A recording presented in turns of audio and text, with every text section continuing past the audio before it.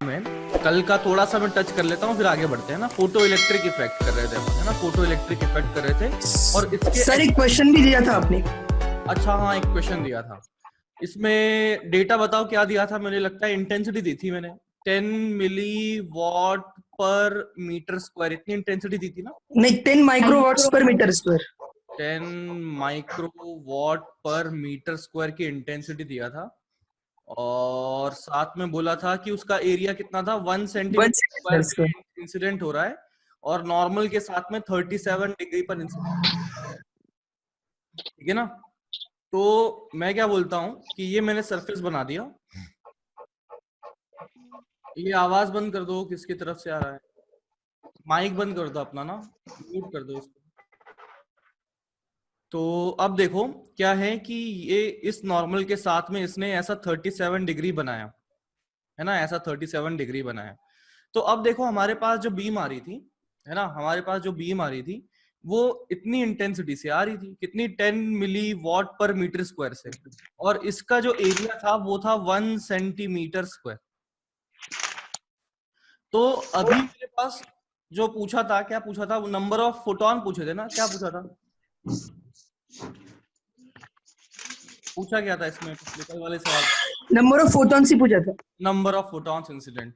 तो अब देखो क्या हुआ कि यहाँ पर पिछले जो सवाल था, पिछले सवाल में ऐसा इंसिडेंट किया था मैंने, ऐसा इंसिडेंट किया था। तो अब मैंने इसको टेढ़ा इंसिडेंट कर दिया। अब मेरा सवाल आप लोगों से ये है, तो क्या इसमें कोई फर्क पड़ेगा क्या नंबर ऑफ फोटॉन में, क्या पहले से सेम रहेगा या अलग होगा, सेम रहेगा अलग होगा, अलग होगा, अलग अलग होगा, होगा। अलग होगा। मैं देखता हूँ कैसे होगा, कि यहाँ पर मुझे देखना पड़ेगा कि यार ये 1 सेंटीमीटर स्क्वायर तो है, इसमें ऐसी बीम आ रही थी, और ये वाला एरिया मैं ले लेता हूं कि ये एरिया 1 सेंटीमीटर। कैलाश अपना माइक ऑफ कर दो, न्यूज सुना रहे हो तुम दूसरे लोगों को। ठीक है, तो मैं देख रहा हूं कि ये मैंने मान लिया कि ये 1 सेंटीमीटर स्क्वायर है, जो कि हम देख रहे हैं। तो अब देखो कि यार मैं बीम का एरिया अगर देखूं इफेक्टिवली, ये जो आ रही है ना हमारे पास लाइट आ रही है, तो इसका इफेक्टिव एरिया अगर देखा जाए तो आई कैन से कि यहां से मैंने अगर परपेंडिकुलर ड्रॉ किया, अगर ये परपेंडिकुलर ड्रॉ किया, तो ये वाला जो एरिया बना हुआ है ये इफेक्टिव एरिया बना हुआ है बीम का। तो अगर ये एंगल 37 है तो ये एंगल 53 होगा, और ये एंगल 37 डिग्री होगा। अब मैं ये कहना चाहता हूं कि ये जो इफेक्टिव एरिया में से जितने नंबर ऑफ फोटोन जा रहे होंगे, उतने ही number of photon 1 centimetre square पर गिर रहे होंगे। बात समझ में आ रही है ना। अपने को नंबर ऑफ फोटोन चाहिए थे, तो मैं बोल सकता हूं कि जितने यहां से क्रॉस कर रहे होंगे उतने ही यहां पहुंचे होंगे। ठीक है ना। तो मैं क्या बोलता हूं कि ये 1 सेंटीमीटर स्क्वायर था, 1 सेंटीमीटर स्क्वायर का ये वाला कंपोनेंट क्या लिखा जाएगा, ये होगा 1 सेंटीमीटर स्क्वायर इंटू कॉस 37, और कॉस 37 होता है, ये आ गया 1 इंटू 4/5 हो गया, यानी कि इफेक्टिव एरिया मेरे पास 4/5 आ गया। तो मैं लिख सकता हूं कि n into H C by lambda, n into H C by lambda, ये तो हो चुकी है पावर इंसिडेंट। n क्या था, number of photons per second, number of photon पर सेकेंड, ये तो टोटल पावर बन चुकी है। और पावर क्या लिख सकते हैं, इंटेंसिटी इंटू इफेक्टिव एरिया, और इफेक्टिव एरिया कितना है 1 सेंटीमीटर स्क्वायर इंटू 4/5, तो यानी कि 4/5 सेंटीमीटर स्क्वायर, और अगर इसको यूनिट में करें तो 10⁻⁻⁴ बन चुका है। तो देखो भाई, अपने को h पता है, अपने को c पता होता है, लैम्डा सवाल में दे रखा था, इंटेंसिटी की वैल्यू 10 म्यू डब्ल्यू पर मीटर स्क्वायर है, और यहां से n आ जाएगा। ठीक है ठीक है ठीक है, कोई डाउट हो बोलो बोलो। सर इंटेंसिटी वेक्टर क्वांटिटी है। नहीं, इंटेंसिटी वेक्टर क्वांटिटी नहीं है, पावर बटा एरिया है ना, पावर तो स्केलर है।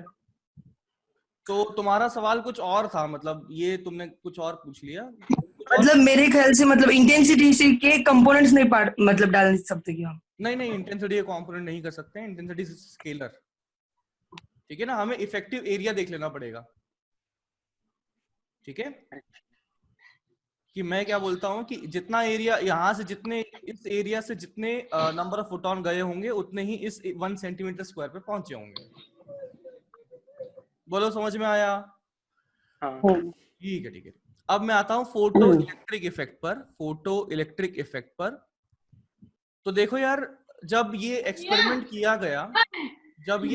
किया गया, गौरव अपना माइक ऑफ कर दो। हाँ, तो जब मैं फोटो इलेक्ट्रिक इफेक्ट की बात कर रहा हूं, तो जब ये एक्सपेरिमेंट किया जा रहा था, मतलब मैं पुराने समय की बात कर रहा हूँ, एक समय की बातें वाली बात कर रहा हूं, है ना। तो जब एक्सपेरिमेंट किया गया था तब वेव थ्योरी मानी जाती थी। इस एक्सपेरिमेंट की मदद से पार्टिकल थ्योरी को प्रूव करने में मदद मिली है। ठीक है, तो वेव थ्योरी मानी जाती थी। तो वेव का थोड़ा सा मैं आइडिया दे देता हूं। वेव होता क्या है? वेव होता है transfer of energy, transfer of energy without काय आहे? हा थांब. अरे भाई माइक ऑफ कर दो, सब लोग सुन रहे हैं तुम्हारी बात। ट्रांसफर ऑफ एनर्जी अभी मम्मी सुना देंगी तुम्हें बढ़िया से, फिर सारी लोग सुनेंगे, अच्छा थोड़ी ना लगेगा। Transfer of energy without actual transfer of matter. ये मतलब जो चीज है, यानी कि मैटर है, जो वहीं का वहीं रहेगा, लेकिन एनर्जी ट्रांसफर हो जाएगी। तो मेरा अभी इसको डिटेल में बात करने का पर्पस नहीं है। मेरा पर्पस ये है आपको ये दिखाना कि इसमें होता क्या है, एनर्जी का ट्रांसफर होता है। यानी कि वेव अगर आती है, वेव अगर इंसिडेंट होगी तो एनर्जी साथ में लेके आएगी। तो हमने क्या सेटअप किया, ये हमारा सेटअप है। उस सेटअप में हमने 2 प्लेट ली थी। कल भी हमने इस सेटअप को ड्रॉ किया था। 2 प्लेट ली थी जिसमें कि हमने लाइट को इंसिडेंट करवाया था।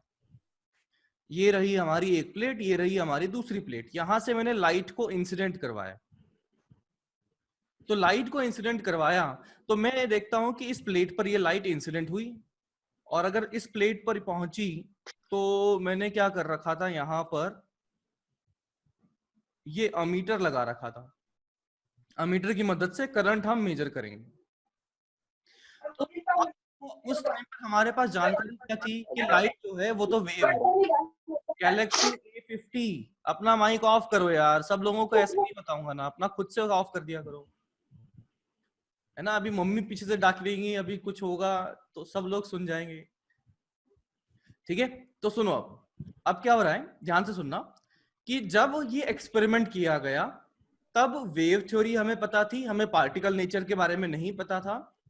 तो अब कोई एक्सपेरिमेंट हम कम कर रहे हैं तो हमारी कुछ उम्मीदें थी कि लाइट जो है यहां पर कुछ ऐसे रिजल्ट दिखाएगी। ठीक है, ऐसे रिजल्ट दिखाएगी। पहली चीज तो ये देखा जा रहा था कि लाइट जो है वेव है, और हमें पता है कि यहां से जब इलेक्ट्रॉन बाहर कूदेगा तो एक टोल टैक्स देना पड़ेगा। टोल टैक्स देना पड़ेगा। टोल टैक्स मतलब कुछ एनर्जी यहां पर जंप करने के लिए इलेक्ट्रॉन के पास होनी चाहिए, वो टैक्स देके बाहर कूद जाएगा। ठीक है, तो मान लो लाइट जो है वो कम एनर्जी की थी। मान लो लाइट जो है वो कम एनर्जी की थी, लेकिन यहां पर टकराया तो कम एनर्जी की थी, लेकिन ये तो कंटिन्यूअस ट्रांसफर ऑफ एनर्जी है, तो धीरे धीरे करके इलेक्ट्रॉन को वो सफिशिएंट एनर्जी कभी ना कभी तो दे देगी। मैं मान लेता हूं कि यहाँ पे जो टोल देना पड़ रहा था वो 5 इलेक्ट्रॉन वोल्ट का देना पड़ रहा था। मान लेता हूं कि यहाँ पर इस प्लेट से बाहर आना है तो इलेक्ट्रॉन को प्लेट को 5 इलेक्ट्रॉन वोल्ट देगा, तभी जाके वो बाहर कूद सकता है। मान लिया मैंने कुछ रैंडम नंबर। अब मैं लाइट को देखता हूं तो लाइट ने बोला कि नहीं भाई, हमारे पास तो अभी 0.5 इलेक्ट्रॉन वोल्ट की एनर्जी अभी है मेरे पास में। तो लाइट तो कंटिन्यूअस गिर रही है ना, तो 0.5 लेके आई, फिर 0.5 लेके आई, फिर 0.5 लेके आई, फिर 0.5 लेके आई। तो कभी ना कभी तो इसके पास यहाँ पर इंसिडेंट होने वाली एनर्जी 5 इलेक्ट्रॉन वोल्ट तो हो जानी चाहिए थी। तो कभी ना कभी तो जो है लाइट की एनर्जी इस लायक तो हो जाती कि इलेक्ट्रॉन को बाहर जंप करवा दे। तो हमने ये उम्मीद कर रहे थे कि भाई लाइट जो है चाहे उसकी एनर्जी कम हो चाहे उसकी एनर्जी ज्यादा हो, कभी ना कभी इलेक्ट्रॉन को बाहर कुदवा देगी, बाहर जंप करवा देगी। ये बात समझ में आ रही है? बोलो भाई, बोलो भाई, थोड़ा सा बोल दो सर भाई। एक बार बोलो ना सर। मैं वापस बोलता हूँ। जैसे ये सुनना कि ये है प्लेट, है ना, ये प्लेट है। जैसे प्लेट से बाहर कूदने के लिए इलेक्ट्रॉन के पास में इतने एनर्जी होनी चाहिए, ये एनर्जी जो है होनी चाहिए, और वो एनर्जी लॉस करके वो बाहर कूद जाएगा। मतलब अरे ऐसे मेटल से बाहर कूदने के लिए उसको कम से कम 5 इलेक्ट्रॉन वोल्ट की एनर्जी चाहिए। तो हाँ। इलेक्ट्रॉन के पास अगर 6 इलेक्ट्रॉन वोल्ट है तो वो कूद जाएगा बाहर। हाँ। अगर 3 इलेक्ट्रॉन वोल्ट है तो वो कूदने लायक नहीं बना हुआ है। ठीक है, तो ये बात समझ में आई 5 इलेक्ट्रॉन वोल्ट का मतलब क्या है? हाँ समझेगा। अब देखो, अब मैंने क्या बोला कि लाइट जो है अभी 1 सेकंड में 0.5 इलेक्ट्रॉन वोल्ट लाइट एनर्जी लेके आ रही है। तो अगले 1 सेकंड में भी 0.5 लेके आई, अगले 1 सेकंड में भी 0.5 लेके आई, अगले 1 सेकंड में भी 0.5 लेके आई। हाँ। तो ऐसे जब एनर्जी आती जा रही है तो कभी ना कभी तो 5 इलेक्ट्रॉन वोल्ट यहाँ पर पहुंच जाएगा। हाँ। तो हम उम्मीद कर रहे थे कि भाई लाइट जो है वो तो कंटिन्यूअस आ रही है, तो कभी ना कभी तो यहाँ से इलेक्ट्रॉन बाहर कूद जाएगा, जंप करने लायक हो जाएगा, क्योंकि इसको तो 5 चाहिए था। लाइट धीरे धीरे धीरे आके एनर्जी देती गई और कभी ना कभी तो 5 हो गया और वो इलेक्ट्रॉन बाहर कूद गया। ठीक है, ये हम उम्मीद कर रहे थे किस बेसिस पर? वेव थ्योरी के बेसिस पर, कि चाहे कुछ भी हो लाइट जो है इलेक्ट्रॉन को तो इमिट करवा देगी। इलेक्ट्रॉन एमिशन लिखना नहीं है अभी, मैं सब लिखवाऊंगा बात को, अभी समझो मैं, है ना, करवा देगी, है ना। हिंदी लिखने में कोई समझ दिक्कत तो नहीं है? नहीं। है ना। हाँ, तो पहला हम उम्मीद कर रहे थे कि लाइट जो चाहे कुछ कोई भी आ जाए ये जो है पक्के से एमिशन करवा देगी। पहली चीज तो ये थी। दूसरी चीज जो है यहां पर हम देख रहे थे कि जैसे ही लाइट गिरी, तन्वी अपना माइक ऑफ करो। सर एक बार बताओ ना। 1 मिनट, तन्वी अपना माइक ऑफ करो। हाँ, डाउट पूछो, क्या बोल रहे थे? सर वो फर्स्ट वाला बताओ ना एक बार। देख भाई, ये मान ले कि तेरे पास जो है, तू घर से बाहर निकलना है, तेरे पास खर्चे करने के लिए 100 रुपए होने चाहिए तेरी जेब में, तब जाके तू घर से बाहर निकलेगा ना। ऐसे समझ ले कि घर के गेट पर तेरा छोटा भाई बैठा है और अगर उस भाई को तूने 100 रुपए नहीं दिए तो वो तेरे को घर से बाहर निकलने नहीं देगा, ऐसा समझ ले। ठीक है, अब तेरे को रोज तेरे पापा 10 रुपए देते हैं, है ना, तो क्या एक दिन में निकल पाएगा? तो नहीं निकल पाएगा। क्या 2 दिन में निकल पाएगा? तो नहीं निकल पाएगा। ऐसे 10 दिन करेगा तो तब जाके 100 रुपए होंगे तेरे पास। और तेरा गेट पर जो छोटा भाई बैठा हुआ है तो उसको 100 रुपए देगा और वहां से तू अपनी जेब खाली करके निकल जाएगा।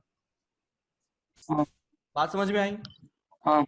क्योंकि वो तेरा जो छोटा भाई बैठा हुआ है वो टोल टैक्स काट रहा है तेरे गेट के बाहर बैठ के। अब यही चीज यहाँ पर हो रही है कि ये मेटल प्लेट है, मेटल प्लेट से बाहर निकलना है तो वो टोल टैक्स काटेगा 5 इलेक्ट्रॉन वोल्ट का। ठीक है, अब ये लाइट आ रही है तो लाइट धीरे धीरे धीरे धीरे धीरे धीरे करके कभी ना कभी तो 5 इलेक्ट्रॉन वोल्ट कर देगी, है ना। कभी ना कभी तो 5 इलेक्ट्रॉन वोल्ट कर देगी, तो कभी ना कभी इलेक्ट्रॉन तो बाहर खुदवा देना चाहिए, इलेक्ट्रॉन को बाहर एमिशन करवा देना चाहिए, ऐसा हम उम्मीद कर रहे थे। We were expectation. ये सारी जो चीजें लिख रहा हूं मैं एक्सपेक्टेशन कर रहा हूँ। हाँ सर समझा। और एक्सपेक्टेशन किसके बेसिस पर? वेव थ्योरी के बेसिस पर। जब हमने ये एक्सपेरिमेंट किया था तब हमें वेव के बारे में जानकारी थी। अब दूसरी चीज हम देख रहे हैं कि जैसे तेरे को घर से बाहर निकलने में कितने दिन लग गए? 10 दिन लग गए। हाँ। यानी कि इलेक्ट्रॉन को घर से बाहर निकलने में हो सकता है 5 मतलब टाइम लग सकता है, ये कहने का पॉइंट है हाँ हाँ कि electron may take some time to jump out.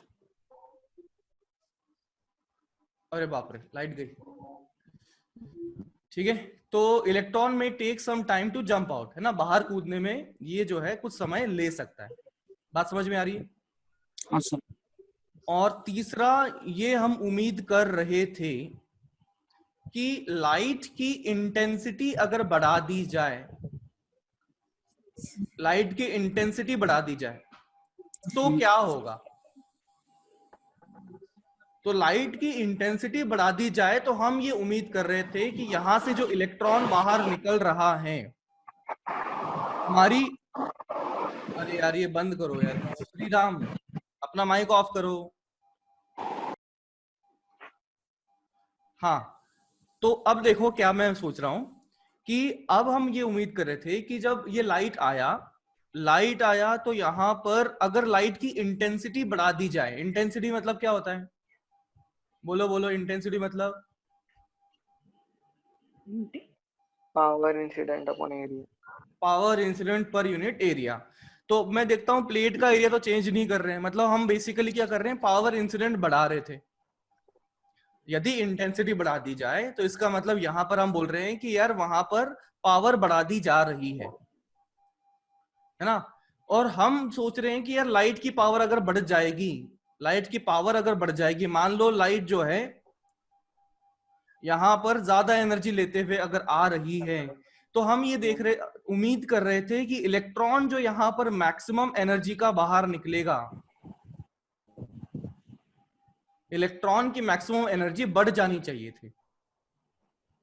ठीक है, तो हम क्या बोल रहे हैं कि यार लाइट की एनर्जी बढ़ा दी जाए तो जो इलेक्ट्रॉन बाहर यहां पर कूदेगा उसकी जो भी कोई एनर्जी होगी, जो भी मैक्सिमम एनर्जी वाला इलेक्ट्रॉन होगा वो वैल्यू बढ़ जानी चाहिए।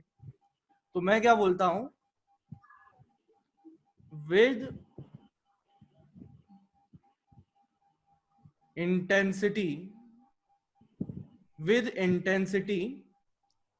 maximum kinetic energy of electron should increase। ठीक है ना भाई, ये हमारे क्या थे, एक्सपेक्टेशन थे। समझ में आ रहा है इसमें कोई दिक्कत? सर वो थर्ड पॉइंट एक बार बताओ ना। यार एक बार सोच कि लाइट की एनर्जी कम थी तो इलेक्ट्रॉन के पास कम एनर्जी पहुंची, तो इलेक्ट्रॉन कम एनर्जी लेके बाहर कूदा। अगर मैंने लाइट की एनर्जी बढ़ा दी तो यहां पर लाइट की इंटेंसिटी बढ़ा दी तो यहां पर इलेक्ट्रॉन के पास ज्यादा एनर्जी पहुंची, और ज्यादा एनर्जी पहुंची तो यहां पर ज्यादा इलेक्ट्रॉन एनर्जी लेके वो बाहर कूद गया, तो उसकी एनर्जी बढ़ गई। सर अगर ज्यादा एनर्जी मिली तो फिर इलेक्ट्रॉन ज्यादा बाहर निकलेगा ना, काइनेटिक एनर्जी पे कैसे फर्क पड़ेगा? इलेक्ट्रॉन जब बाहर निकल रहा है तो ज्यादा बाहर निकलने का मतलब ये नहीं है कि कहीं दूसरे स्पेस में चला गया, ज्यादा बाहर निकलने का मतलब ये है कि ज्यादा एनर्जी लेके वो बाहर निकल गया। और वो एनर्जी किस फॉर्म में थी, किस रूप में थी, वो काइनेटिक एनर्जी के फॉर्म में थी। समझे? लेकिन नंबर ऑफ इलेक्ट्रॉन बाहर आ रहे हैं वो इंक्रीज हो सकता है। हाँ, अभी अभी अभी रुको रुको रुको, ये किसने बोला? ये जो तुमने जो बोला बिल्कुल सही बोला है, अभी उसको डिटेल में और डिस्कस करेंगे। ठीक है, तो ये मैंने इंटेंसिटी का फंडा बोला, ठीक है, कि ये हमारी एक्सपेक्टेशन थी, ये हमारी एक्सपेक्टेशन थी। तो अब देखो हमारी एक्सपेक्टेशन का जो रिजल्ट है वो क्या आया। तो पहली वाली चीज था, जब इसका रिजल्ट आया तो ये आया कि देखो भाई कि यहां पर पहला एक्सपेक्टेशन क्या था कि इलेक्ट्रॉन का तो एमिशन होगा ही होगा, पक्के से होगा, है ना, ये हमारा पहला एक्सपेक्टेशन था। लेकिन एक्चुअल में क्या पाया गया, एक्चुअल में क्या पाया गया, एक्चुअल में हमने पाया कि एक पर्टिकुलर, एक, सौरभ बिल्ली की आवाज आ रही है, एक पर्टिकुलर फ्रीक्वेंसी से ज्यादा फ्रीक्वेंसी की लाइट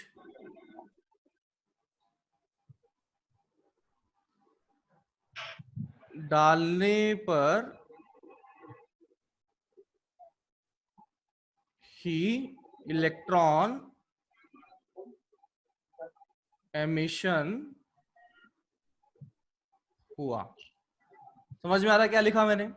कि हमने देखा कि यार यहाँ पे अलग अलग फ्रीक्वेंसी की लाइट डाली है ना, यहाँ पर अलग अलग फ्रीक्वेंसी की लाइट डाली, यहाँ पर पहले कम कम फ्रीक्वेंसी रखी, फिर धीरे धीरे फ्रीक्वेंसी बढ़ाते गए, फिर फ्रीक्वेंसी बढ़ाते गए, फिर फ्रीक्वेंसी बढ़ाते गए।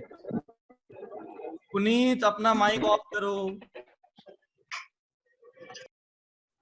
धीरे धीरे फ्रीक्वेंसी बढ़ाते गए तो एक पर्टिकुलर फ्रीक्वेंसी तक तो हमने कोई एक भी इलेक्ट्रॉन बाहर कूदता हुआ नहीं पाया, और एक भी इलेक्ट्रॉन बाहर कूदता हुआ नहीं पाया। और उस एक पर्टिकुलर फ्रीक्वेंसी से ज्यादा जैसे ही फ्रीक्वेंसी करी तो मुझे यहाँ पर इलेक्ट्रॉन बाहर कूदता हुआ दिखा, यहाँ पर करंट फ्लो होता हुआ दिखा।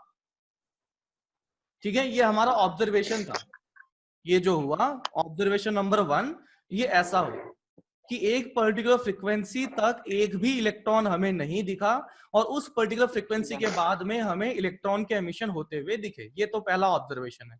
ठीक है, दूसरा ऑब्जर्वेशन हम उम्मीद क्या कर रहे थे, एक्सपेक्ट क्या कर रहे थे कि electron may take some time to jump out, but actual में हमने देखा कि यदि इलेक्ट्रॉन अगर बाहर आ रहा है, मतलब पहली सिचुएशन कि इलेक्ट्रॉन हमेशा बाहर नहीं आ रहा, यहां हमने देखा कि फ्रीक्वेंसी एक पर्टिकुलर से ज्यादा हो तभी बाहर आ रहा है, और जब बाहर आ रहा है तो ये ऑलमोस्ट इंस्टेंटेनियस बाहर आ रहा है, almost instantaneous emission of electron हुआ। कि भाई हम जो पहला ये उम्मीद कर रहे थे, क्या उम्मीद कर रहे थे कि तो इलेक्ट्रॉन को बाहर कूदने में थोड़ा टाइम लग सकता है, लेकिन ऐसा नहीं पाया गया। जैसे ही हमने लाइट पाई जो कि सफिशिएंट फ्रीक्वेंसी की थी, तो वो पक्के से यहाँ पर क्या कर रहा है, एमिशन कर रहा है, मतलब ऑलमोस्ट इंस्टेंटेनियसली एमिशन कर रहा है। मतलब लगातार क्या सर? मतलब ये है इंस्टेंटेनियस का मतलब जैसे ही लाइट का बटन दबाया वैसे ही यहाँ से करंट फ्लो करना शुरू कर दिया। ऑलमोस्ट इंस्टेंटेनियस का मतलब ये हुआ कि जैसे ही मैंने लाइट यहाँ पर गिराई तो पहले तो इलेक्ट्रॉन बाहर निकला या नहीं निकला ये तो पहले चेक करो। वो कैसे, फर्स्ट पॉइंट से पता लगेगा, फर्स्ट पॉइंट से पता लगेगा। और अगर इलेक्ट्रॉन बाहर निकला तो एकदम झटाचक, एकदम हाथों हाथ ही निकला है, लाइट चालू करी इलेक्ट्रॉन बाहर आ गया, ऐसा हुआ है। टाइम नहीं लिया उसने, टाइम नहीं लिया उसने, इंस्टेंटेनियस हुआ है वो। नहीं लेकिन सर वो पर्टिकुलर फ्रीक्वेंसी के बाद आरंभ है। हाँ, अरे मेरा कहने का मतलब ये है कि उस पर्टिकुलर फ्रीक्वेंसी से ज्यादा फ्रीक्वेंसी की लाइट को मैंने अगर वहां पर डाला तो इंस्टेंटेनियस होगा ना। ठीक है, हाँ। चीज अच्छा। आदेश मुंडे बंद करा। और तीसरा जो है विद इंटेंशन, साहिल अपना माइक ऑफ करो भाई। हाँ, तो with intensity maximum kinetic energy of electron should increase.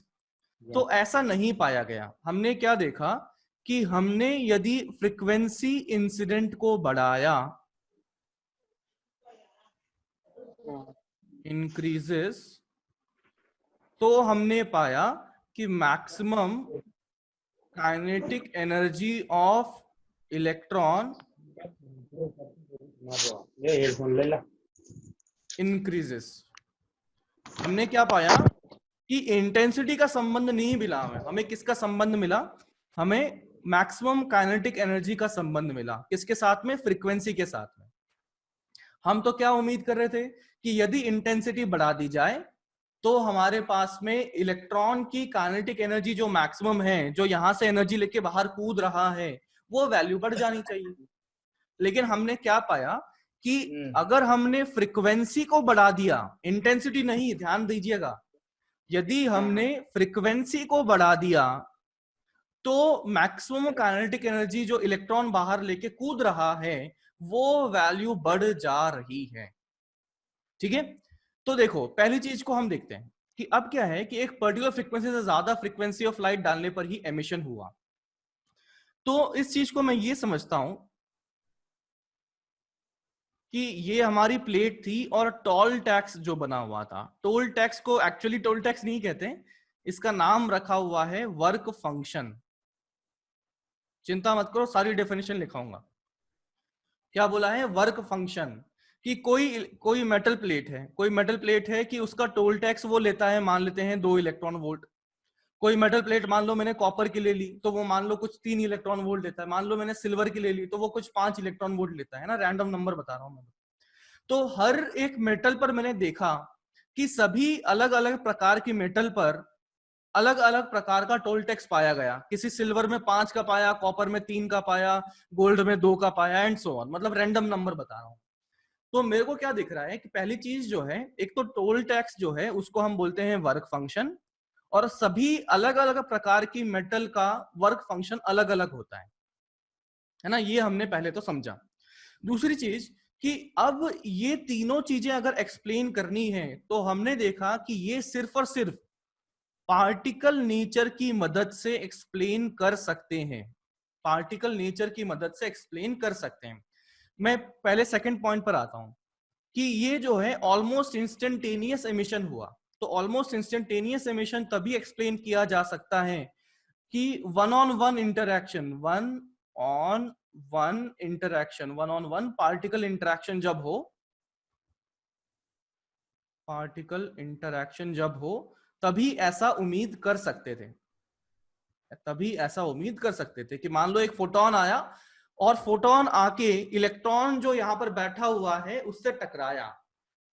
Photon ने इलेक्ट्रॉन को यदि टोल टैक्स से ज्यादा एनर्जी दे दी तो वो जो इलेक्ट्रॉन है अब उसके पास 2 रास्ते हैं कि वो आसपास कई सारे इलेक्ट्रॉन जो भूखे रंगे बैठे हुए हैं उससे टकरा जाए, है ना। ये बात समझ में आ रही है कि मेटल में खूब सारे इलेक्ट्रॉन है, अपना फोटोन आया जो कि काफी सफिशिएंट एनर्जी का था, उसने एनर्जी दी किसको? इलेक्ट्रॉन को, जो कि टोल टैक्स से ज्यादा है।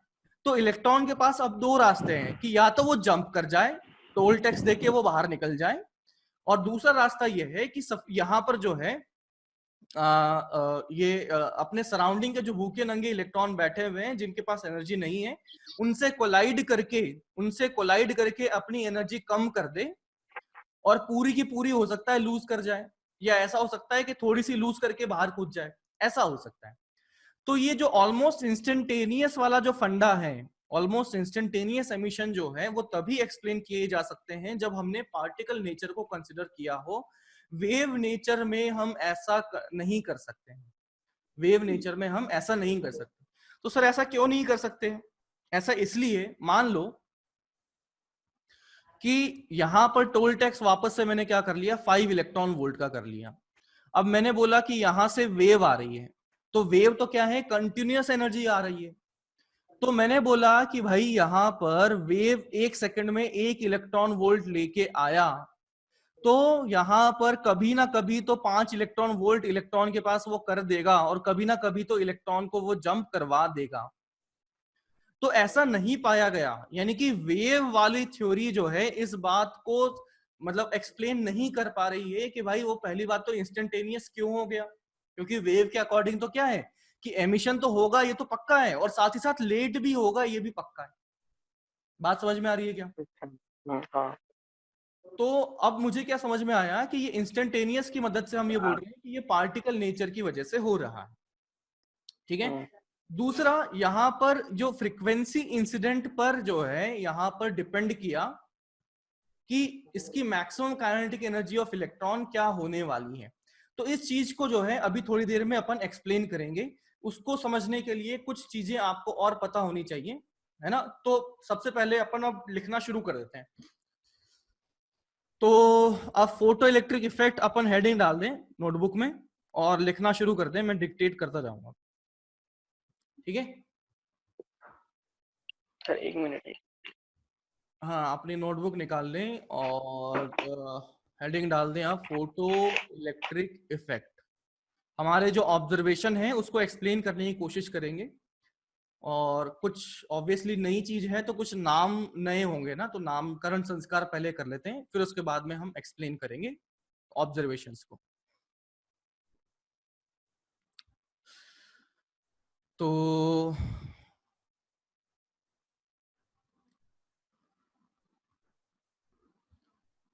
ठीक है, मैं शुरू करता हूं, है ना। फोटो इलेक्ट्रिक इफेक्ट शुरू करते हैं। लिखिए, when a light of suitable frequency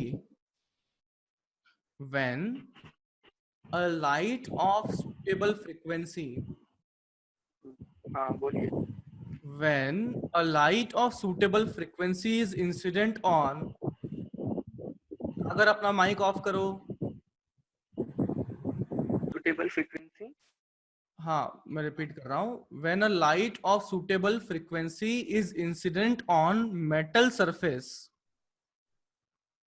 metal surface, metal surface, instantaneous emission of electron,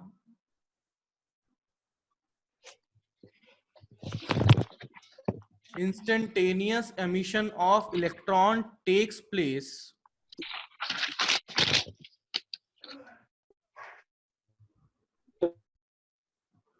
हाँ बोलूं, मैं लिखूं, वापस से बोल रहा हूं, हाँ वापस से बोल रहा हूं, when a light of suitable frequency is incident on metal surface, comma, instantaneous emission of electron takes place,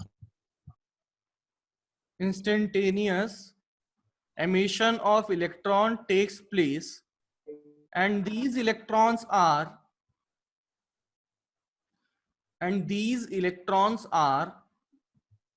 known as,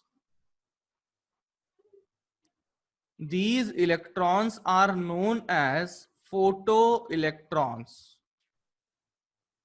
photo electrons, ये लिखा है मैंने स्क्रीन पर, these electrons are known as photoelectrons and corresponding current is known as, and जो electron बाहर आया उसकी वजह से करंट बना उसको हम बोल रहे हैं, and corresponding current is known as photo current। ये जिसने भी किया है कुछ उड़ा यहाँ पर, उसको ठीक करो, अंडू करो उसे। रिपीट करो वो लाइन। लास्ट वाला ना, मैं बोलता हूं, instantaneous emission of electron will take place and these electrons are known as photo current, photo electrons, these electrons are known as photo electrons and corresponding current is known as photo current, and corresponding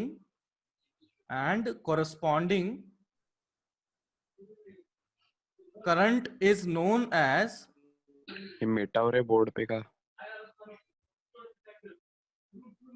corresponding current is known as photo current, photo current. ठीक है, अब board पर कोई नहीं लिखेगा, ठीक है। अब देखो क्या है, एक और चीज की हम बात कर रहे हैं। हमने अभी जब एक्सपेरिमेंट को जब एक्सप्लेन कर रहे थे, जब इसके रिजल्ट देख रहे थे, तो हमने देखा कि एक पर्टिकुलर फ्रीक्वेंसी से कम जब हमने इंसिडेंट करवाया तो कोई एमिशन नहीं दिखा, और उस पर्टिकुलर फ्रीक्वेंसी से ज्यादा अगर फ्रीक्वेंसी की लाइट को इंसिडेंट करवाया तो वहां पर हमें एमिशन दिखा। ये अंडू करो यार, ये कौन कर रहा है प्लीज, क्लास को डिस्टर्ब कर रहे हो फालतू में, मैं फिर बोर्ड पे पढ़ाना शुरू कर दूंगा। तो ये अंडू करो उसको।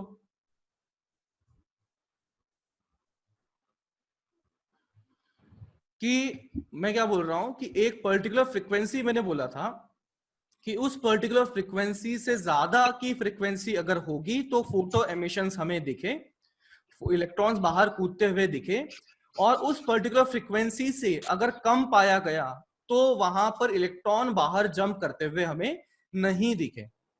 तो हम क्या बोल रहे हैं कि एक ऐसा थ्रेशोल्ड बना हुआ है। थ्रेशोल्ड मतलब समझते हैं क्या? नहीं। थ्रेशोल्ड मतलब होता है एक लिमिट बनी हुई है। थ्रेशोल्ड मतलब होता है कि एक लिमिट बनी हुई है किसकी? फ्रीक्वेंसी की। कि भाई इस लिमिट तक फ्रीक्वेंसी अगर होगी तो इलेक्ट्रॉन बाहर नहीं कूदेंगे, इस लिमिट वाली फ्रीक्वेंसी से ज्यादा अगर फ्रीक्वेंसी होगी तो इलेक्ट्रॉन बाहर कूदेंगे। तो उस पर्टिकुलर फ्रीक्वेंसी को, कि मतलब कम से कम इतनी फ्रीक्वेंसी तो रहे, उसको बोला जाता है थ्रेशोल्ड फ्रीक्वेंसी। तो यहां पर लिखें थ्रेशोल्ड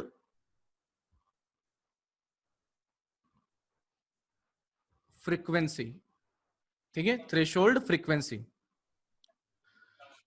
इसमें लिखें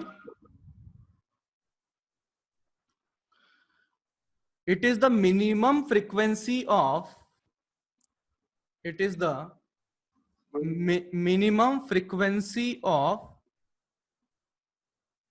minimum frequency of photon required, minimum frequency of photon required for the electron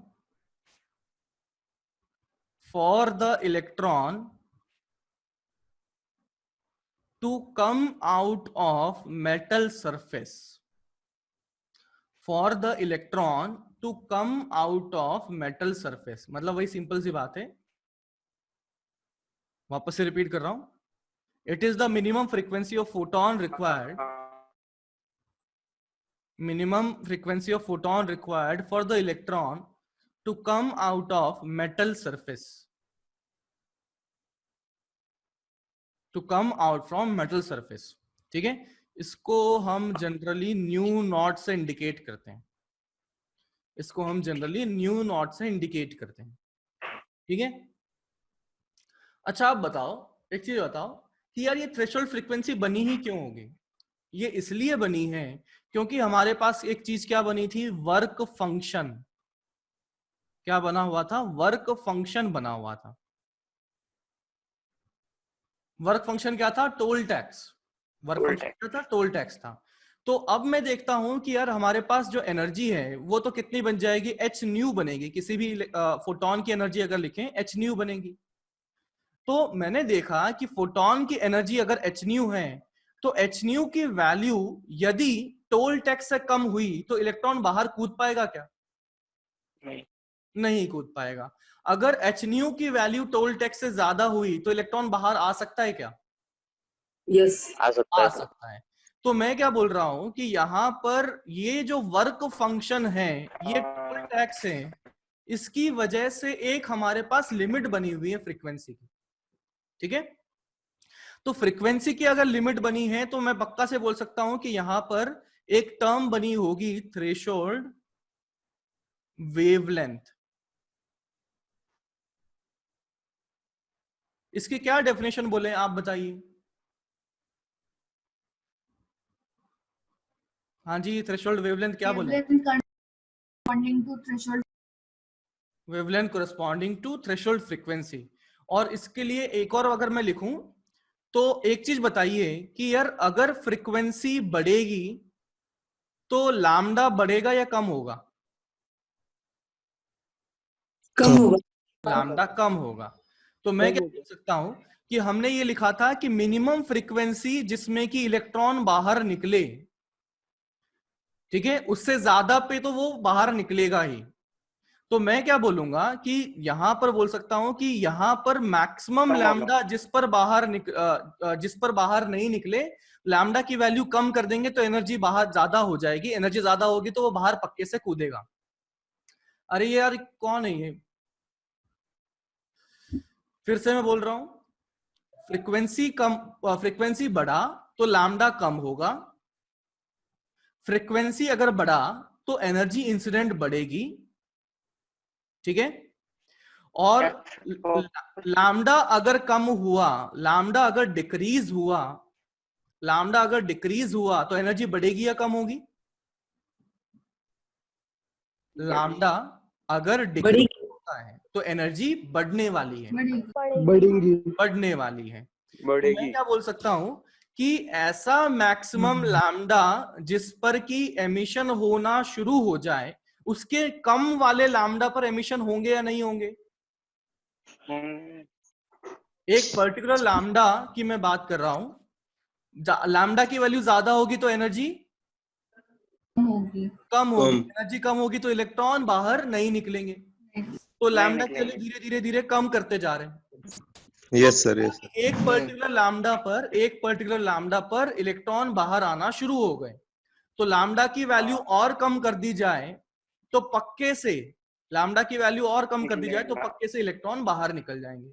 तो यहां पर थ्रेशोल्ड वेवलेंथ के लिए मैं क्या बोलूंगा कि वो मैक्सिमम लैम्डा जहां पर कि एमिशन हो रहे होंगे उसे कहा जाएगा थ्रेशोल्ड वेवलेंथ। बात समझ में आ रही है? ठीक है, तो इसमें लिखें it is the maximum wavelength required, it is the maximum wavelength required, it is the maximum wavelength required for electron to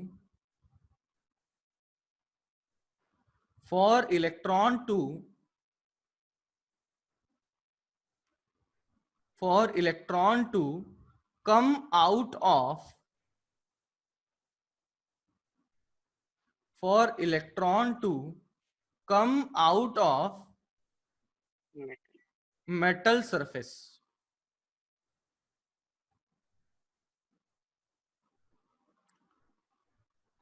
To come out of metal surface. ठीक है, तो इसको अपन क्या बोल देते हैं, इसको इंडिकेट करते हैं लैम्डा नॉट से। इसको क्या करते हैं, लैम्डा नॉट से इंडिकेट करते हैं। ठीक है, न्यू नॉट हो गया और साथ में लैम्डा नॉट हो गया। अब तीसरी टर्म है अपने पास में वर्क फंक्शन। इसको अपन फाई से इंडिकेट करते हैं। वर्क फंक्शन क्या है, फाई से इंडिकेट करते हैं। तो लिखें फाई फाई फाई ऐसा होता है, वर्क फंक्शन। ठीक है, तो देखो इसमें लिखें it is the minimum energy required, it is the minimum energy required for electron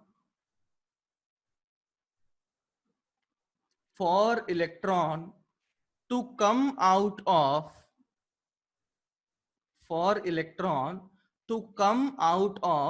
metallic surface,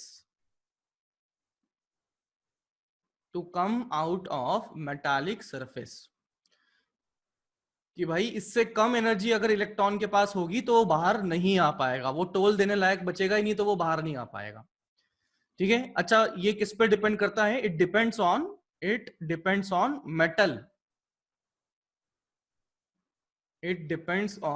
metal, मतलब मैंने अगर कॉपर लिया तो उसके लिए कुछ और होगा, सिल्वर लिया तो उसका कुछ और होगा, एल्यूमिनियम का कुछ और होगा, एंड सो ऑन।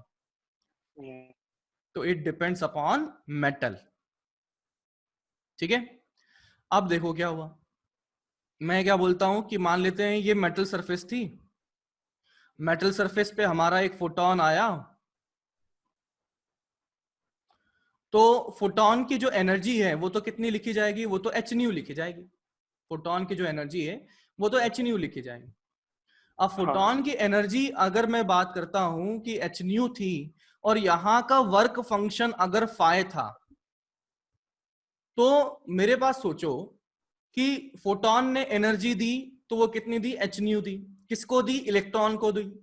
अब इलेक्ट्रॉन के पास में जो है कई सारे रास्ते हैं कि वो आसपास में टकरा जाए, खूब सारे लोग बैठे हैं ना उसके आसपास, तो इलेक्ट्रॉन तो उससे टकरा जाए, और एक तो ऐसा तरीका है कि वो बाहर जंप कर जाए। ठीक है, और एक और तरीका ऐसा है कि वो कुछ एनर्जी आपस में टकरा के निकाल दे और कुछ बाहर जंप कर जाए फिर। ठीक है, क्या पॉसिबिलिटी हुई, फोटोन आया, इलेक्ट्रॉन को एनर्जी मिली, एनर्जी मिलते ही बाहर जंप कर जाए। दूसरा हमारे पास क्या हो रहा है कि इलेक्ट्रॉन को जो एनर्जी मिली वो वहीं के वहीं टकरा टकरा के उसने खत्म कर दी, टकरा टकरा के आसपास के इलेक्ट्रॉन में खत्म कर दी। और तीसरा क्या हो सकता है कि वो किसी एक इलेक्ट्रॉन से कोलिजन किया, थोड़ी सी एनर्जी उसने रिलीज कर दी और फिर बाहर जंप कर दिया, है ना, ऐसी पॉसिबिलिटी है। तो मैं क्या देखना चाहता हूं कि बताइए मैक्सिमम काइनेटिक एनर्जी ऑफ जो बाहर इलेक्ट्रॉन आ रहा है वो क्या होगी। तो मुझे पता है कि मैक्सिमम काइनेटिक एनर्जी अगर निकालनी है तो मुझे देखना पड़ेगा कि यार यहां पर फोटोन ने एनर्जी कितनी दी, वो तो hν मिली।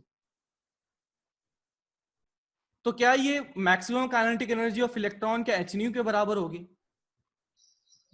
-5 होगी सर। -5 करना पड़ेगा, क्योंकि टोल टैक्स देना है अपने को।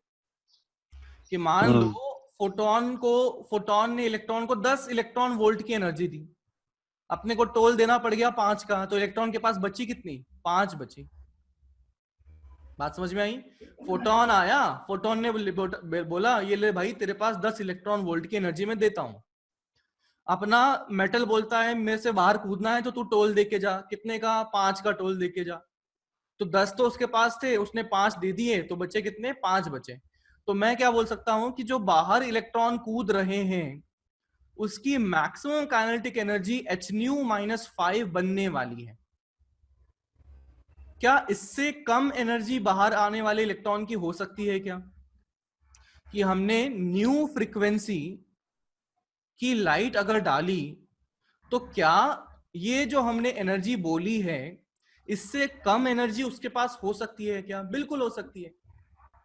मतलब ऐसा सोचो, फोटोन ने 10 की एनर्जी दी, फोटोन ने 10 की एनर्जी दी, उसने आसपास कोलिजन करके 2 की एनर्जी लॉस करवा दी, तो कितने बचे? 8 बचे। और फिर अब उसको बाहर जंप करना है तो टोल कितना देना पड़ेगा? 5 का देना पड़ेगा। तो 8 में से 5 गए तो बचे कितने? 3 बचे।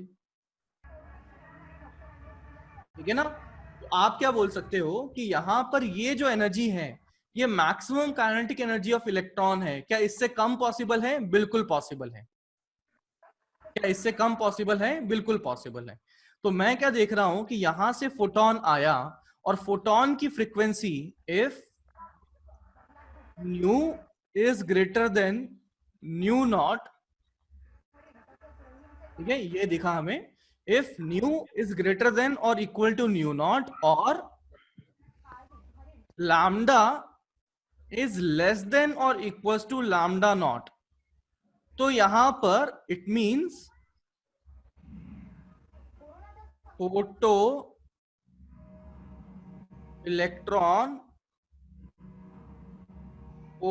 इलेक्ट्रॉन एमिशन पाया जाएगा।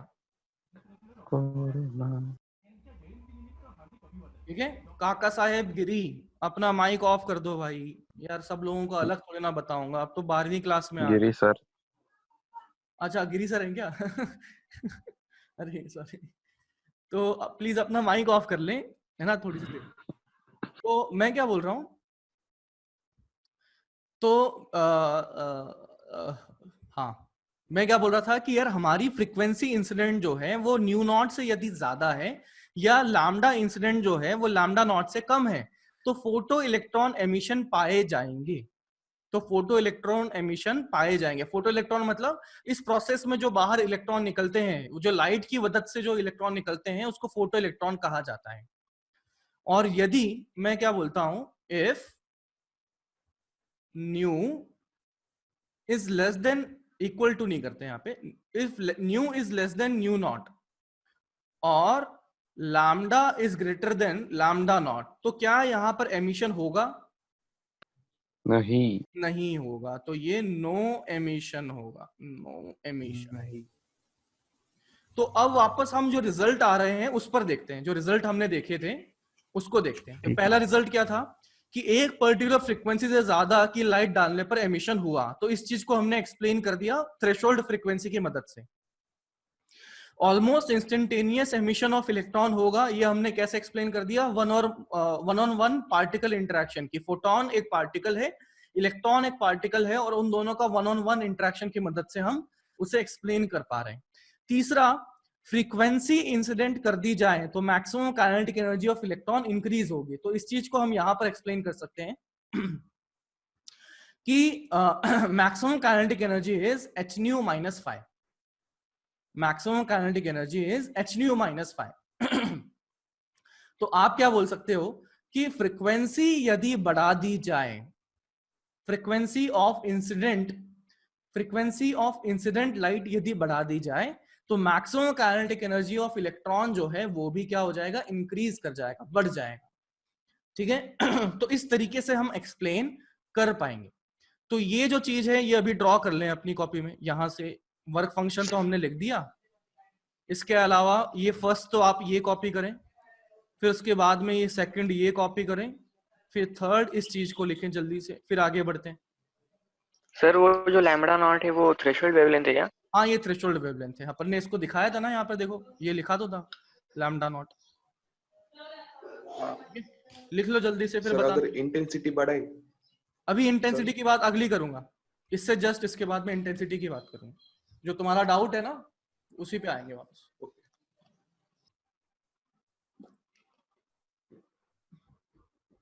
सर यहाँ पर नो इमिशन कैसे हुआ? क्या हो रहा है? नो इमिशन कैसे हुआ? इसका देख भाई, न्यू की वैल्यू न्यू नॉट से कम है। इसका मतलब क्या हुआ? इसका मतलब ये हुआ कि भाई हमारे पास जो आने वाला फोटोन है उसकी जो एनर्जी है वो वर्क फंक्शन यानी कि टोल टैक्स से कम है। समझ में आया?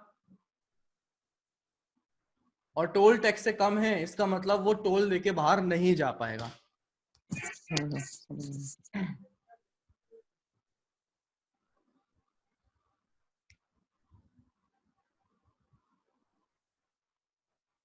अरे यार ये ड्रॉ मत करो। सर वर्क फंक्शन किसी भी मेटल के लिए कांस्टेंट रहेगा ना? हाँ, मेटल के लिए कांस्टेंट रहेगा, लेकिन मेटल चेंज करेंगे तो वर्क फंक्शन चेंज हो जाएगा। पर सर अगर एक मेटल से certain number of electrons eject होने के बाद वर्क फंक्शन चेंज होना चाहिए ना, क्योंकि आयनाइजेशन पोटेंशियल मतलब बहुत सारे अगर इलेक्ट्रॉन्स उसने इजेक्ट कर दिए तो बाद में उस ज्यादा एनर्जी लगनी चाहिए ना, और इलेक्ट्रॉन्स इजेक्ट करने बिल्कुल सही सोच रहे हैं आप। अब इस चीज को आंसर करने के लिए मैं सेटअप पर आ जाता हूँ। या एक काम करो, पहले नोट कर लो, फिर मैं सारी चीजें एक्सप्लेन करूंगा। एक तो इंटेंसिटी वाली चीज हो गई और एक ये हो गया। ठीक है, ओके सर। नोट कर लो पहले आप।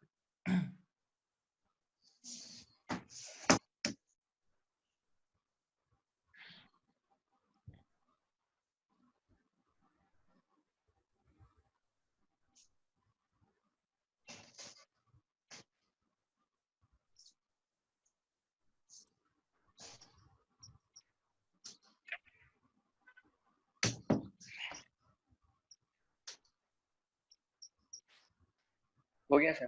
ठीक है ना? तो अब पहले तो मैं इस पे आ जाता हूँ कि आयनाइजेशन की जो बात कर रहा था इस पे आ जाता हूँ। ठीक है, तो अब देखो, मान लो मैं इस सेटअप की बात करता हूँ। तो इस सेटअप में हमने क्या किया था कि यहाँ पर एक प्लेट है, दूसरी प्लेट यहाँ पर है, और ये हमने वायर से कनेक्ट कर दिया है। ठीक है, ये हमने वायर से कनेक्ट कर दिया है। तो अब देखो, इलेक्ट्रॉन जो है वो जब यहां से निकला तो एक पॉजिटिव चार्ज यहां बन गया होगा इस प्लेट पर। ठीक है, इस प्लेट पर जो है वो बन गया होगा। और फिर जब इस प्लेट पर पॉजिटिव चार्ज बना तो ये इलेक्ट्रॉन जब इस प्लेट पर पहुंचेगा तो ये एक वायर के मदद से यहां पर कनेक्टेड है। तो वो तो क्या बोलेगा भाई, इलेक्ट्रॉन यहां पर ऐसे ट्रैवल करते हुए पॉजिटिव की तरफ अट्रैक्ट हुआ और इस पॉजिटिव से जाके मिल गया। तो नेट चार्ज फिर क्या हो गया, इसका 0 हो गया। तो अभी ये सवाल किसने पूछा था, समझ में आया? हाँ सर। तो जैसे ही पॉजिटिव चार्ज मतलब यहाँ पर जो पॉजिटिव था वो गायब हो गया, तो उसका जो आयनाइजेशन के लिए जो फर्दर इलेक्ट्रॉन निकलने के लिए जो एनर्जी है वो अब चेंज नहीं होगी, क्योंकि नेट चार्ज 0 हो गया। ठीक है, अगर अब सुनना, अगर ये आइसोलेटेड मेटल होता, आइसोलेटेड मतलब समझते हो कि मैं ये सिर्फ अकेला ही रखा होता, तो अकेला ही रखा होता तो मान लेते हैं यहां फोटॉन आया, यहां फोटॉन आया और इस फोटॉन की वजह से एक इलेक्ट्रॉन यहां निकल के कहीं दुनिया में भाग गया, तो यहां पॉजिटिव चार्ज बन जाएगा, यहां पॉजिटिव चार्ज बन जाएगा। तो जब अगला फोटॉन आएगा तो उसने इलेक्ट्रॉन को एनर्जी दी, तो इलेक्ट्रॉन बाहर कूदने के लिए इस बार उसको दो रेजिस्टेंस दिख रहे हैं। एक तो कौन सा, टोल टैक्स वाला, एक तो कौन सा, टोल टैक्स वाला, दो चीजें दिख रही हैं। और दूसरा, इस पॉजिटिव चार्ज के अट्रैक्शन से भी इसको दूर जाना है, तो इस अगले इलेक्ट्रॉन को बाहर निकलने में ज्यादा दिक्कत होगी। और फिर इससे जब मैं अगला फोटॉन कुदवाता हूं तो उस फोटॉन से जो निकलने वाला इलेक्ट्रॉन है उसमें भी जो इलेक्ट्रॉन है उसको बाहर निकलने में और ज्यादा दिक्कत होगी। और ये प्रक्रिया चलती जाएगी, धीरे धीरे दिक्कतें इलेक्ट्रॉन की बाहर निकलने में बढ़ती जाएंगी। बात समझ में आ रही है? Yes sir. ठीक है, अब मैं बात करता हूं। सर फ्रीक्वेंसी चेंज की तो वर्क फंक्शन चेंज होना चाहिए। नहीं नहीं नहीं, फ्रीक्वेंसी पे डिपेंड नहीं करता, वो तो मेटल पे करता है कि भाई इस टोल में तुम्हें 50 रुपए देने हैं तो 50 रुपए देने हैं। अब तुम यहाँ पर मारुति लेके आओ या फिर तुम कुछ ऑल्टो लेके आओ या फिर तुम फॉर्च्यूनर लेके आओ या ऑडी लेके आओ, तुम्हें 50 रुपए देने तो देने हैं भाई। सर फिर तो इस केस में थ्रेशोल्ड फ्रीक्वेंसी भी चेंज हो रही ना? थ्रेशोल्ड फ्रीक्वेंसी चेंज नहीं हो रही है, यहाँ पर दो अलग फिर अलग। अपने को हर टाइम अलग अलग एनर्जी, ज्यादा एनर्जी देनी पड़ रही ना नेक्स्ट टाइम में। पुनीत पुनीत मेरी बात सुनो, वो जो थ्रेशोल्ड है, ये जो थ्रेशोल्ड है वो मैंने कुछ अगर मान लिया 5 है, तो जो अगला इलेक्ट्रॉन आना है उसको दो चीजें खत्म करनी पड़ रही हैं। एक तो थ्रेशोल्ड को तो खत्म करना ही पड़ रहा है और उसके बाद में उसे एक और जो इस पॉजिटिव चार्ज का अट्रैक्शन है उसके अगेंस्ट में काम करना पड़ रहा है। तो वो जो एक्स्ट्रा चीज है ना वो थ्रेशोल्ड में नहीं गया, वो किस में गया, चार्ज की वजह से लगने वाला अट्रैक्शन फोर्स है। हाँ, समझा तो उसको सर अलग, थ्रेशोल्ड फ्रीक्वेंसी का फुल फॉर्म ही है ना, मतलब हम क्या बोलते हैं थ्रेशोल्ड फ्रीक्वेंसी यानी जिस एनर्जी से, तो फिर वो पॉजिटिव अट्रैक्शन का भी थ्रेशोल्ड फ्रीक्वेंसी में ही जाना चाहिए ना? नहीं भाई, वो डेफिनेशन अपन ने बोल दिया उसको कि यहां से एक इलेक्ट्रॉन को खुदा बाहर जंप करवाने के लिए कितनी मिनिमम फ्रीक्वेंसी चाहिए वो हो जाएगा। अब तुम जो अगला इंटरेक्शन देख रहे हो वो इलेक्ट्रोस्टैटिक इंटरेक्शन है, वो थ्रेशोल्ड वाला नहीं है। नहीं समझ रहे मेरी बात को? Okay okay sir. वो डेफिनेशन के पॉइंट ऑफ व्यू से ही ऐसे ही समझो। फिर सर डेफिनेशन में ऐसा बोलना चाहिए ना कि जब फर्स्ट इलेक्ट्रॉन को निकालने के लिए जो मिनिमम एनर्जी लग रही। अरे यार तो एक मिनट, मैं इस सेटअप के लिए बोलूं तो अब देख, ये सेटअप कर दिया तो इसमें तो कोई दिक्कत ही नहीं है, समझा? यहां से इलेक्ट्रॉन बाहर निकला, घूम के वापस वहीं आ गया, तो ये तो पॉजिटिव चार्ज का 0 हो गया ना। तो अगले आने वाले अगले इलेक्ट्रॉन को कोई दिक्कत नहीं होगी, उसको फाई का ही दिक्कत होगी, उससे ज्यादा दिक्कत नहीं होगी। बात समझ में आ रही है? हाँ हाँ यस सर। अब अगली चीज मैं बोलता हूं, इंटेंसिटी की बात करता हूं कि सर इंटेंसिटी बढ़ाने से फर्क क्यों नहीं पड़ेगा। तो एक्चुअली इंटेंसिटी की मैं बात करता हूं, यही सवाल था ना तुम्हारा, जिसने भी पूछा था, किसने पूछा था ये? हाँ सर मैंने। हाँ, क्या सवाल है बोलो। सर अगर इंटेंसिटी मतलब आप एक्सप्लेन कीजिए, बाद में पूछता। इंटेंसिटी क्या है? Power incident per unit area. गिरी सर मैं 5 मिनट ले लूं क्या? थोड़ा सा मैं इसको एक्सप्लेन कर देता हूं, नहीं तो फिर वो गड़बड़ हो जाएगा। ले लीजिए सर। ठीक ठीक सर, ठीक। तो इंटेंसिटी जो है वो क्या है? Power incident per unit area. तो पावर जो है, पावर क्या है? पावर मैं देखता हूं तो किसकी वजह से यहाँ पर बढ़ रहा होगा। पावर बढ़ाने के पास हमारे पास दो तरीके हैं, पावर बढ़ाने के हमारे पास दो तरीके हैं कि यदि मान लो मेरे पास में शुरू में इस सरफेस पर 100 फोटॉन एक सेकंड में आ रहे थे, 100 फोटॉन पर सेकंड आ रहे थे, तो यदि मैंने एक सेकंड में 100 की जगह 200 फोटॉन पर सेकंड कर दिया लेकिन फ्रीक्वेंसी में चेंज नहीं किया, मैंने क्या कर दिया, फोटॉन डबल कर दिए लेकिन फ्रीक्वेंसी में मैंने चेंज नहीं किया, तो यहां पर गिरने वाली एनर्जी बढ़ेगी या नहीं बढ़ेगी? बढ़ेगी। बढ़ेगी। कि भाई एक फोटोन की एनर्जी नहीं बढ़ाई, लेकिन मैंने टोटल फोटोन ही बढ़ा दी। यानी कि मैं क्या बोल सकता हूं कि यहां पर नंबर ऑफ फोटोन पर सेकंड इसको यदि चेंज कर दिया जाए, इसको अगर इंक्रीज कर दिया जाए, तो पावर इंसिडेंट बढ़ जाएगा और इंटेंसिटी बढ़ जाएगा।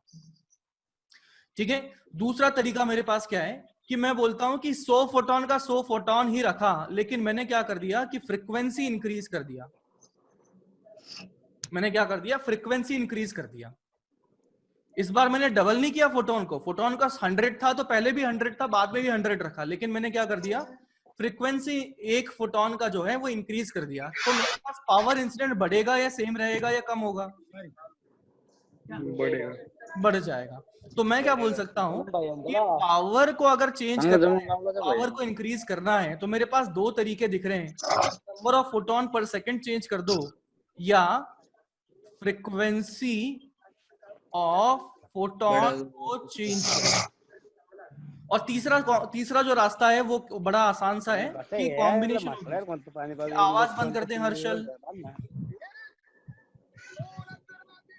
Combination of above 2।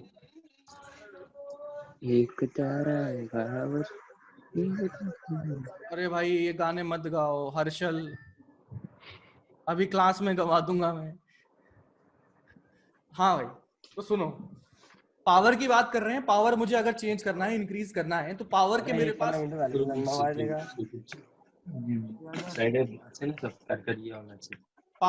पास जो है,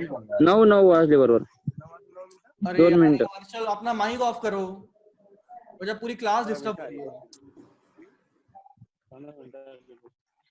पावर मेरे पास चेंज करने के क्या तरीका है? पावर चेंज करने का तरीका है number of photons per second change कर दिया जाए। ये समझ में आता है? बोलो हाँ या ना, तो बोलो हाँ सर, है ना। और अगर मैंने फ्रीक्वेंसी चेंज कर दी तब भी मेरी पावर चेंज हो जाएगी। Yes sir. हाँ सर। और इन दोनों का कॉम्बिनेशन कर दिया, यानी कि फोटोन भी चेंज कर दिए और फ्रीक्वेंसी भी चेंज कर दी, तब भी पावर इंसिडेंट चेंज अपन कर सकते हैं। Yes sir. ठीक है। अब मैं एक केस ढूंढता हूं। एक केस मैंने लिया जिसमें कि मैंने इंटेंसिटी